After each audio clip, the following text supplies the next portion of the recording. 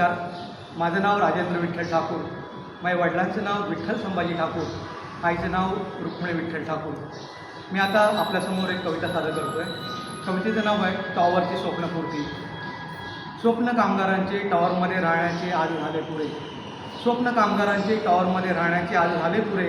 येथील कामगार, त्यांचे कुटुंबीय, आठवणींचे क्षण डोळ्यात दाटतील रे.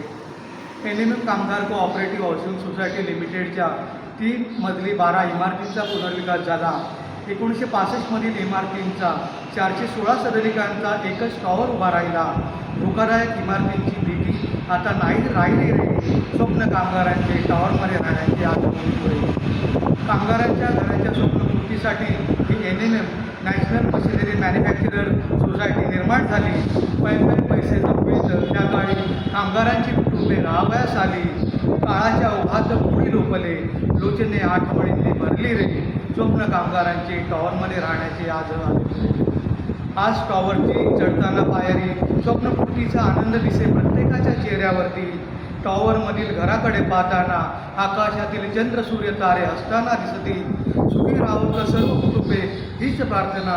नवसाच्या गणपती बाप्पा तव चरणी करुणे वाटो पुष्पे दुर्वांकुरे.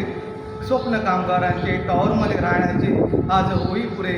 येथील कामगार, त्यांचे कुटुंबीय, आठवणींचे क्षण डोळ्यात दाटतील रे. आठवणींचे क्षण डोळ्यात दाटतील.